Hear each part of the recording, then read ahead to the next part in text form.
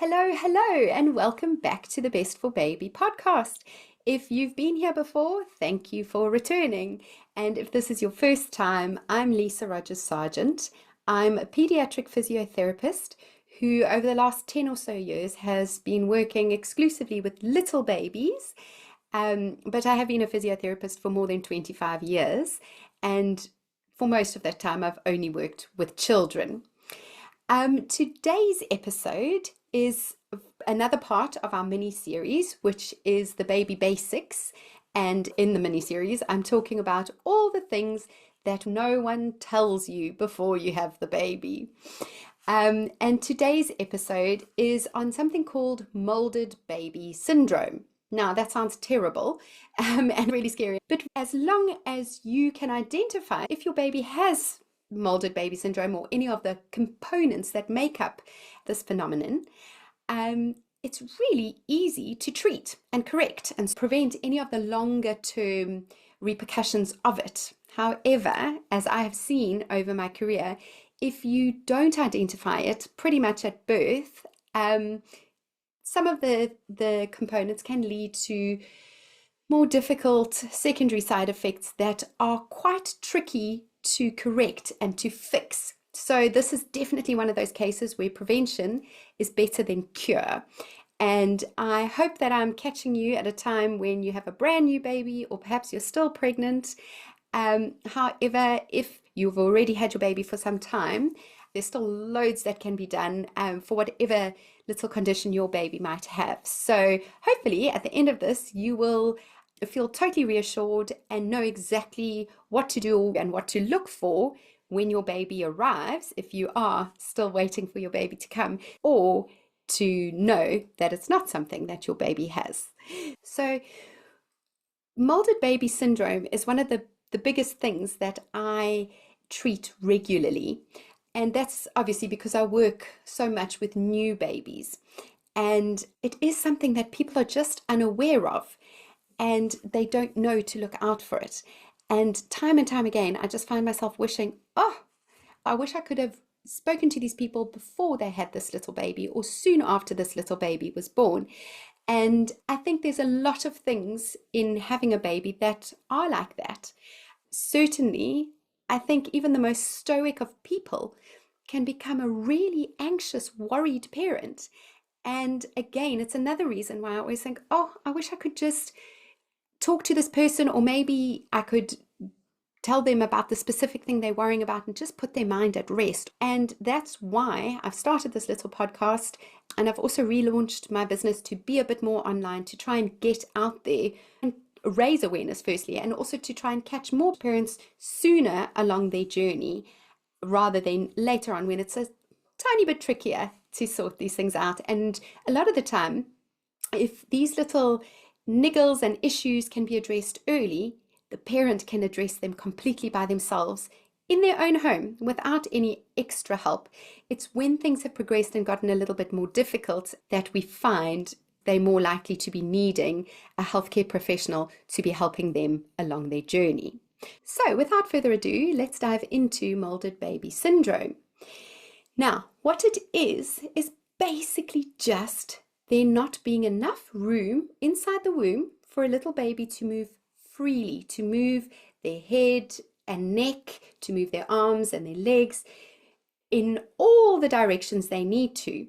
And what happens is they tend to get stuck only being able to move in one direction, or they get stuck completely and they can't move, and their body part is trapped in a specific position.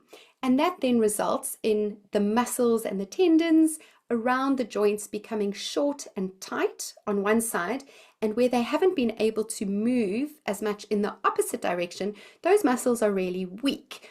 And so what happens is we see this muscular imbalance when the baby is born that can, it affects the neck. So they've had their head in one position the whole time, which is usually turned to one side. And we talk about a head turning preference, where the little baby's always looking in one direction.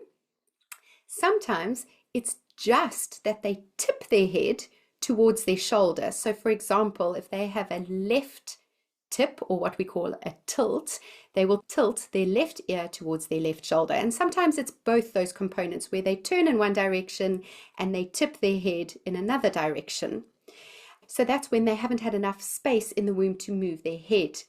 It can also affect the hips a little bit, not as significantly as what we find with the head, and later we'll discuss the feet, but it can just mean because of the way they've been squashed in, one leg is pushed in one direction and the other is pushed in the opposite direction.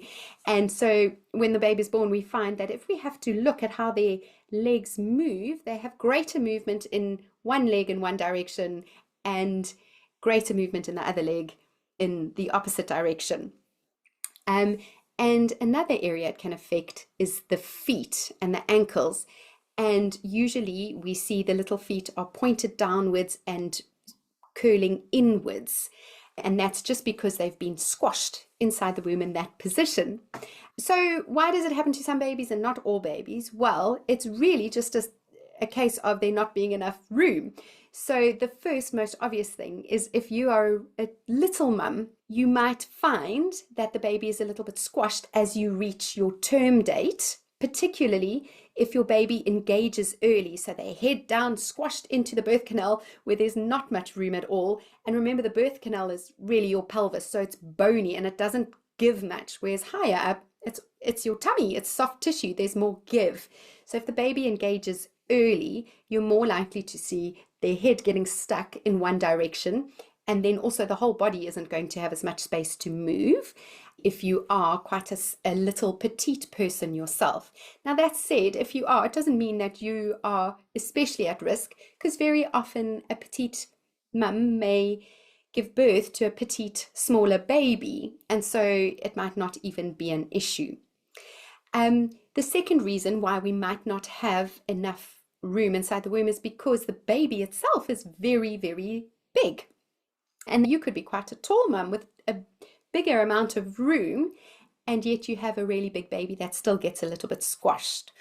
Now, if we look at what a big baby is, in kilograms, it's usually babies over about 4 kilograms, or in pounds, it's about eight and a half, just over 8.5 pounds. And that's considered quite a big baby. Now, that big baby could also be a long baby. And so you might find a baby that's not particularly heavy and big like that, but they're long. And so they also get a bit squashed inside the womb. So a long baby, we usually think about a baby, anything more than 53 or so centimeters is quite a long baby. Now it makes sense that babies don't tend to reach these sizes unless they are a full-term pregnancy.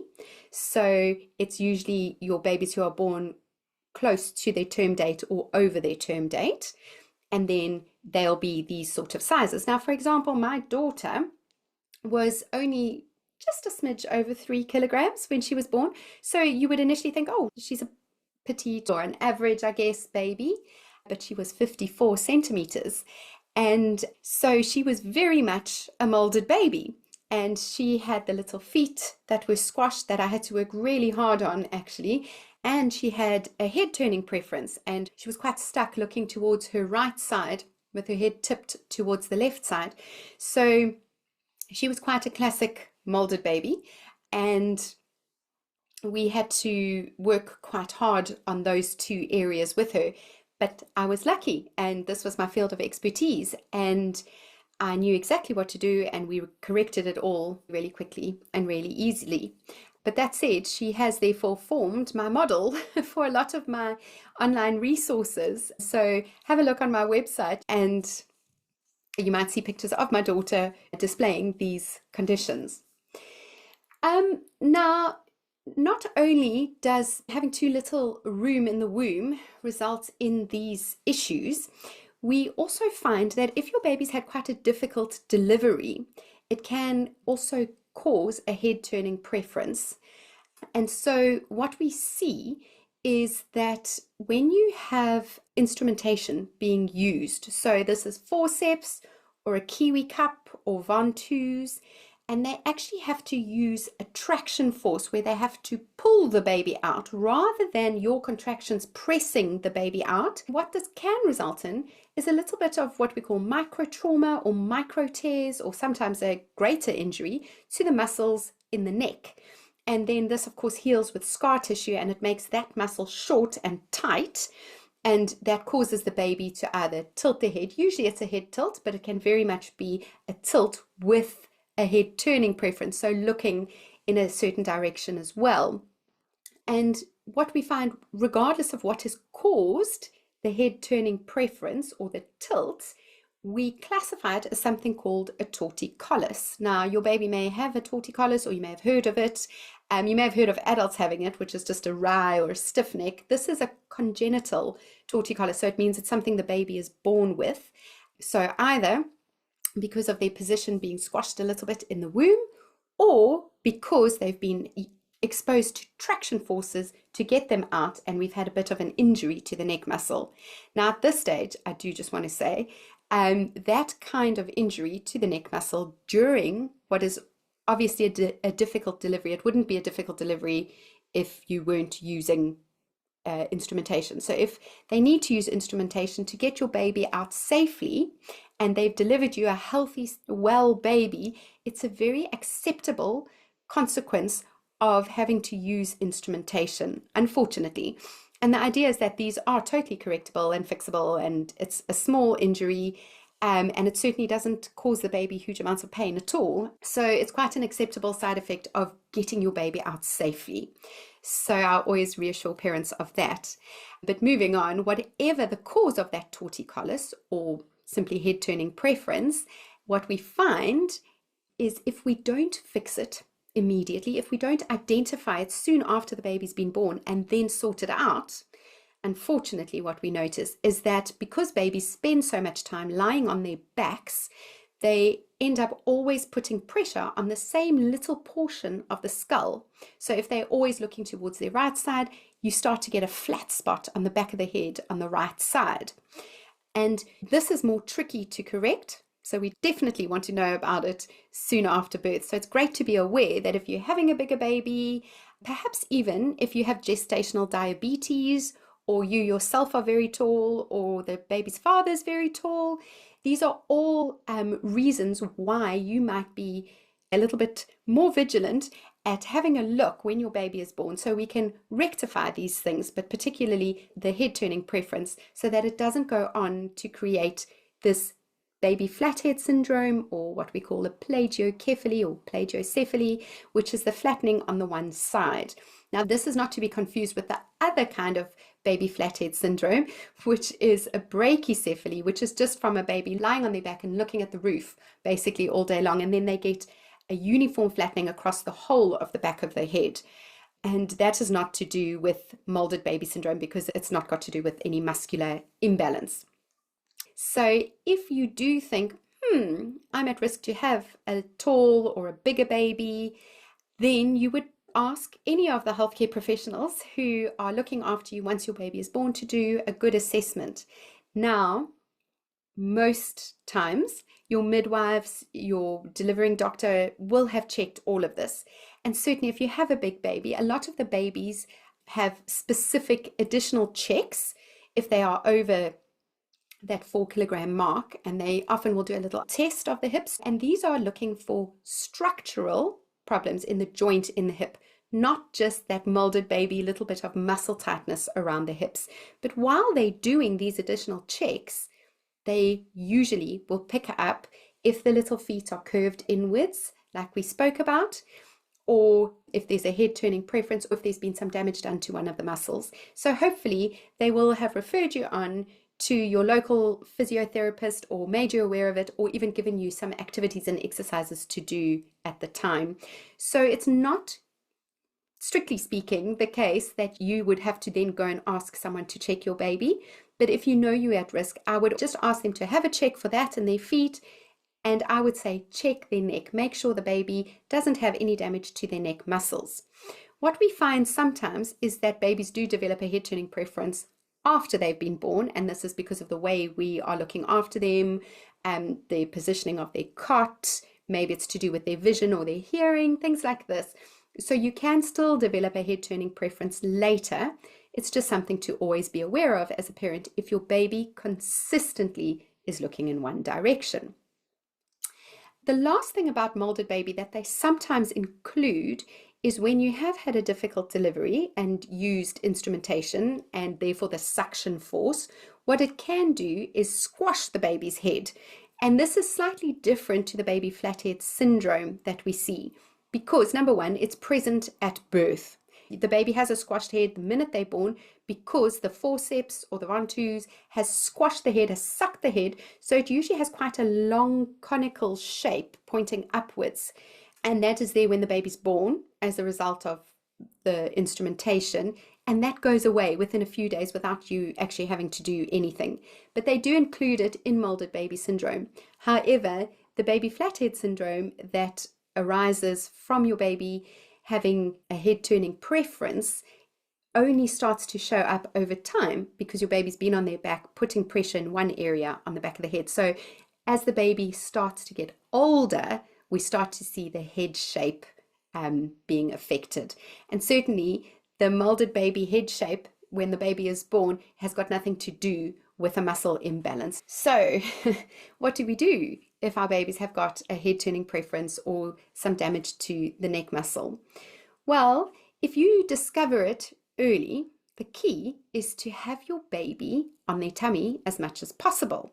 Now, I'm not going to launch into how to do tummy time, when to do tummy time, and all of that because I've done another podcast episode on this. In fact, I think it may have been my first ever podcast episode, and it's entitled The Truth About Tummy Time. So please do listen to that episode because tummy time is going to be your secret weapon in correcting a head turning preference. And this is because when the baby lies on their tummy, they have the head rotated all the way to one side, and then after a while they rotate the head in the other direction, and it just stretches out those neck muscles. Also, it stops them developing the baby flathead syndrome because they don't have pressure on the back of the head. So that's your key, and to start your tummy time as soon as possible.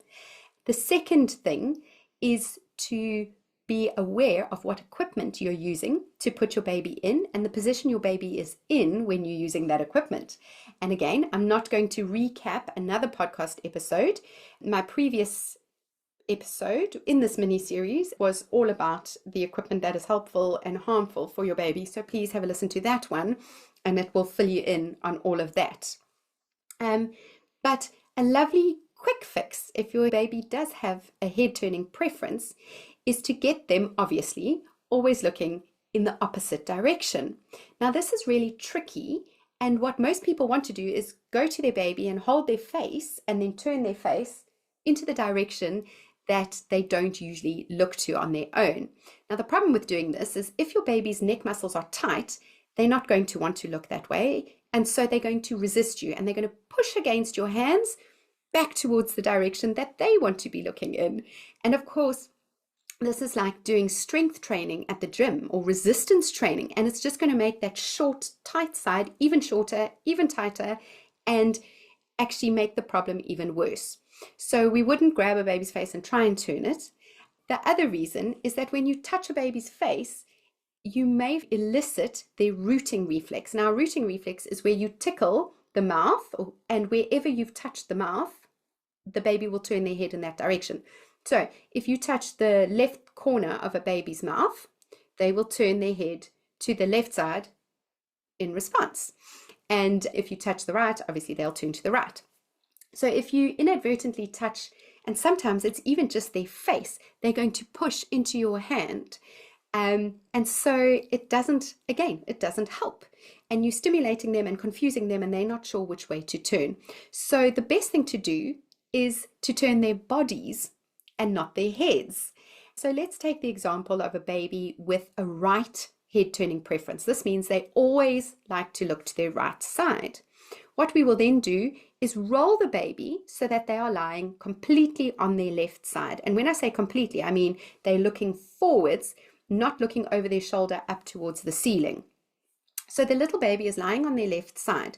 Now what we want to do is keep their head facing forwards while we slowly allow the body, just the body, to roll backwards until the baby is lying on their back, but their head is still looking towards the left side. Now, how to keep the head there? The best way actually is if you have a dummy, you can put that in the baby's mouth, and then you would put the dummy in the corner, the left corner of the mouth, and get the baby to stay motivated to be turning their head in that direction, because you're stimulating the left corner of the mouth and you're holding the dummy down. That sort of anchors the baby's face that way without having to touch their face. If your baby doesn't take a dummy, you can use your finger. A very clean little finger is ideal. And what you do is you let the soft pad of your finger go up towards the roof of the baby's mouth, not the soft palate at the back, just the front, the hard palate. And the baby will naturally suck on your finger, and you keep it in the same position. And so the baby stays looking forwards while you slowly, slowly, slowly roll the body back. And eventually they'll be lying on their back with their head turned in the opposite direction. You want to keep them there as long as possible. So you could keep them there with the dummy or your finger. You could also keep them there using their vision and their sense of smell. So if you were to go and lie down face to face with your baby, that would be the most motivating thing for them to be there. If you're about 30 centimeters away, that will be their focal point, plus they'll know your smell. So they'll be really motivated to stay in this position as long as possible.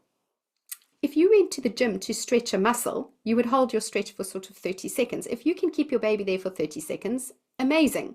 Very often you can't though. So you wait. If the baby starts to push back towards their favorite side, don't resist them, because again, they're going to just push harder against you and it's going to undo all the good work you've done. So you let them and then wait until they're relaxed and then repeat. And you might find that you hold that stretch for 5 seconds, 5 seconds, 5 seconds, and you build up. And you want to do that as often as you can throughout the day.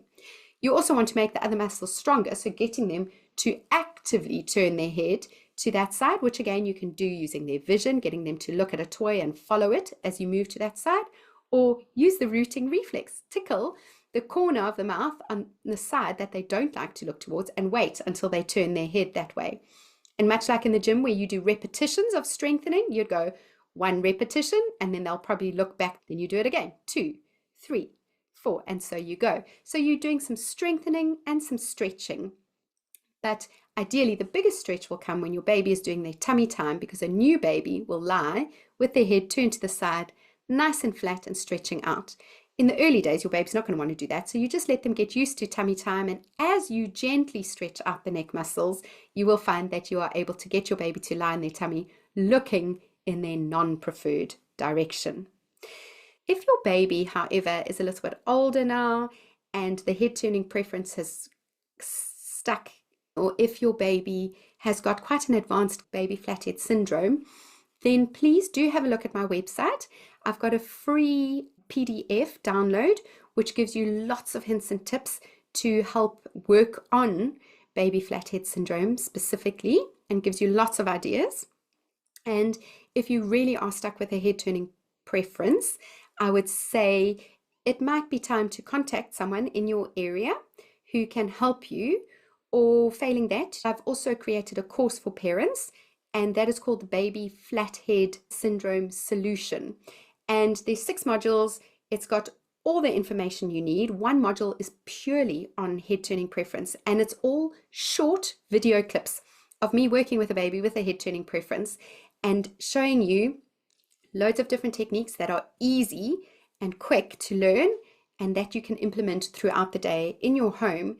Because even if you have someone helping you, what is most important is that you are redoing all the strengthening exercises and the stretches and positioning your baby in a way to relieve pressure on the back of the head throughout the day. Most conditions that I see, I teach parents what to do because they need to be repeated over and over throughout the day. And it's never much value in a physiotherapist coming every single day. And also babies can only tolerate short bursts. So the most effective treatment we see is when a parent knows exactly what they're doing. So please, if you do find your baby has a head turning preference, or if they do have quite a significant flat spot, get some help, but make sure that help is someone teaching you what to do with your baby. Now, moving on, I briefly mentioned the hips, and I said we have the structural hip issues. that will have been identified and they will have checked. And if you have a very big baby, that it's been caused by your baby will probably have had a hip ultrasound scan. What I'm talking about is quite different. It's very subtle. It's a little bit of tightness around the hips. And what we usually see it with is a head turning preference or the little positional talipes as well. So the feet curled in. We don't see just the hip issue in isolation where one hip moves in a different amount of movement to the other one. And actually, with molded baby, where there's just muscular imbalances around the hips, the hip movements are quite similar. And actually, you might not be able to pick it up yourself. It's more a physiotherapist would pick it up. If you are having someone helping you with the neck or your baby's feet, they will check the hips because often there are these little tightnesses and they might be doing a bit of stuff for the hips. But really what I find is it's not something for a parent to actually worry about, because as a baby develops and they start to sit and crawl and roll and spend time on their tummies, those little minor hip asymmetries actually sort themselves out. So that's not entirely something we need to worry about. If you are at risk of it being a structural difficulty, the likelihood is it will have already been discovered and you will be having a different pathway of treatment, and it will maybe not be in conjunction with the other two areas. So even if you think, oh, I wonder if my baby's got it, I don't know, do I need to see someone? The short answer is probably not. These things tend to resolve themselves. It's just mentioned as it forms part of what we see when we are treating babies, because usually as a physio, I would only really focus on the baby's neck or the baby's feet, but I do notice that there might be a tiny bit of asymmetry in the hips, and sometimes I do work there and I show parents what to do there. But usually by doing all my activities, because that also includes the sides of the bodies when we stretching out the necks, and that kind of also just realigns the hips and it all sorts itself out. So I mentioned it because also to confirm that it's different to when there's a structural issue in the hips, but it's not something that you necessarily would need to be working on as a parent. What we do see when there is a structural issue with the hips is we will find that the hips might be a bit clicky. They might have a bit clunk when you move them, when you're changing your baby's nappy. One leg might look shorter than the other leg. When your baby lies on their tummy, if you look at the little naked bottom, one butt cheek might look a bit higher than the other, so that the creases there are not in the same line. You might even see they have thigh creases that are different. Now, any of these things in isolation are quite normal, so don't let it worry you. But if you can see, oh, my baby's hip clicks a lot when I move it, it is moving differently to the other hip, there's an extra crease here, those creases aren't in alignment, actually this leg looks a little bit shorter, then perhaps you would ask your GP or your healthcare professional to check it, and they might just do a feel of the hips there and then, and they can tell if your baby needs further investigation, which is usually just a little ultrasound scan if the baby's under a year of life. They do hip checks in the UK where I am. They do the baby hip checks at birth anyway, and it's only your really big babies or your babies where they pick something up that they will then send them on and say perhaps they need an ultrasound scan as well.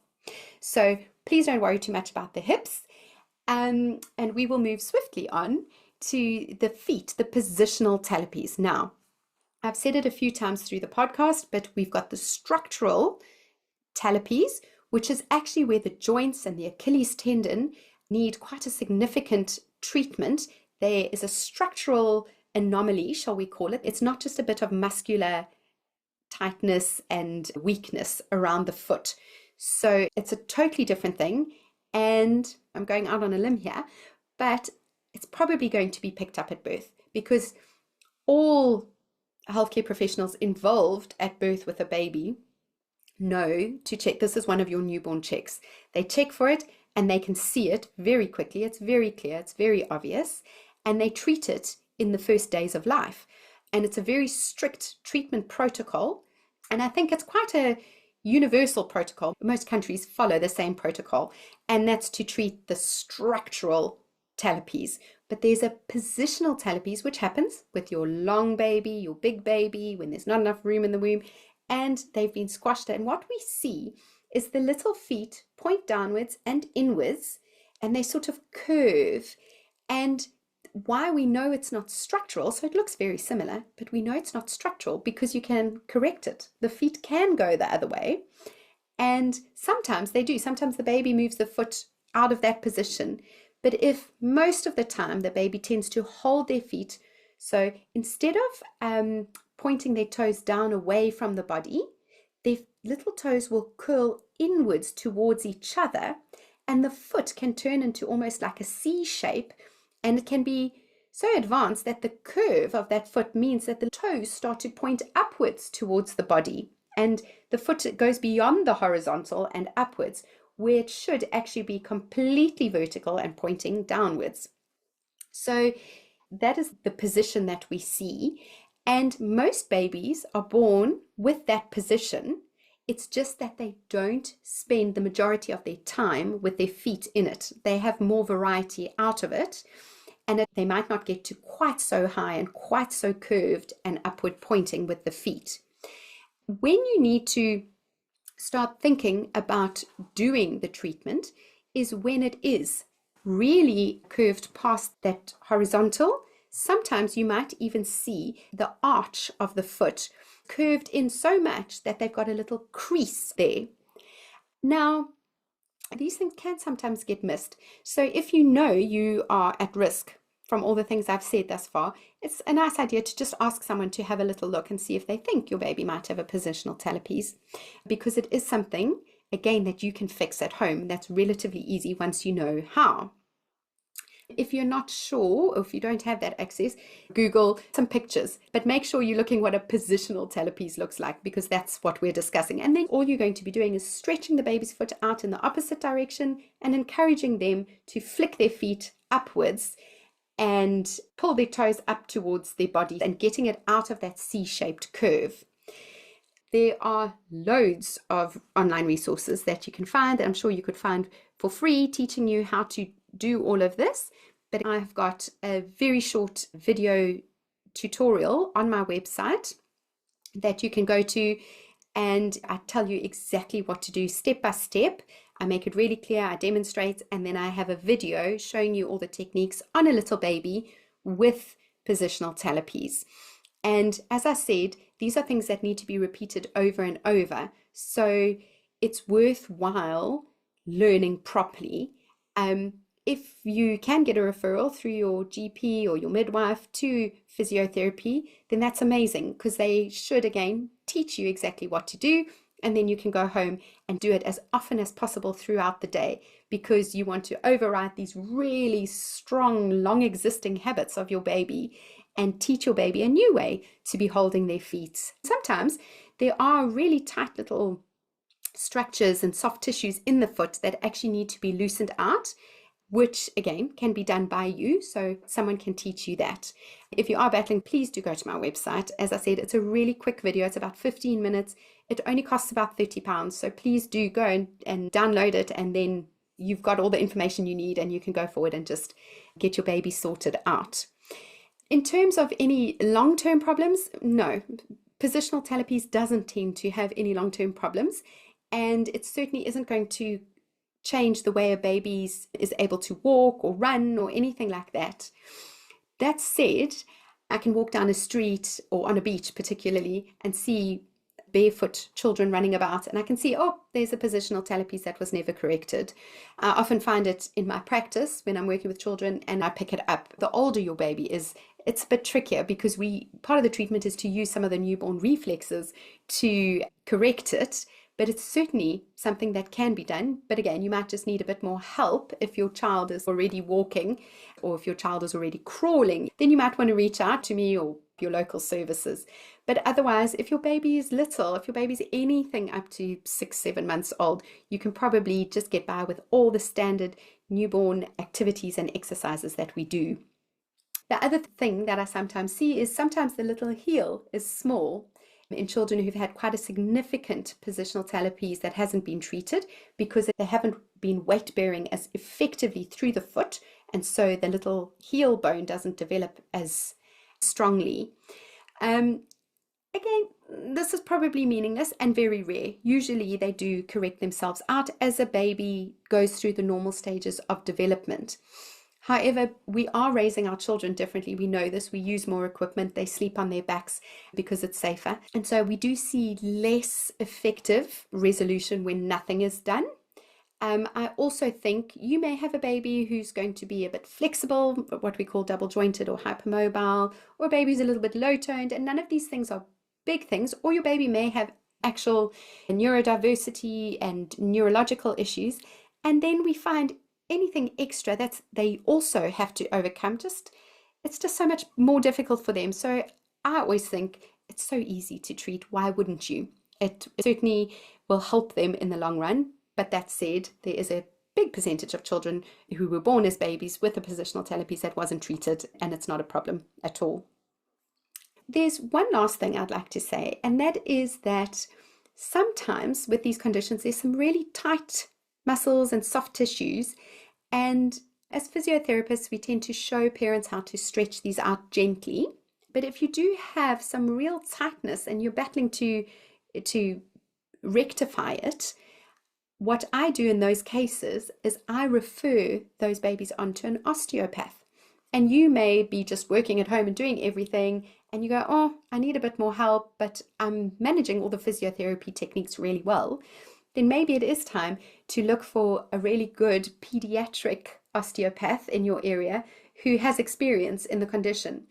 And I don't know a lot about osteopathy, but what I do know is they get really good results with working really gently, which is great for a baby because it's not the sort of the fingers in that a physiotherapist does. They do gentle, soft tissue work, and they release some of those tightened structures. And sometimes after that's been done, we find we can then really work much harder on strengthening all the opposite muscles, and you get a better correction. So that is something to also bear in mind. And with that said, I hope that I haven't made you afraid of Moulded Baby Syndrome.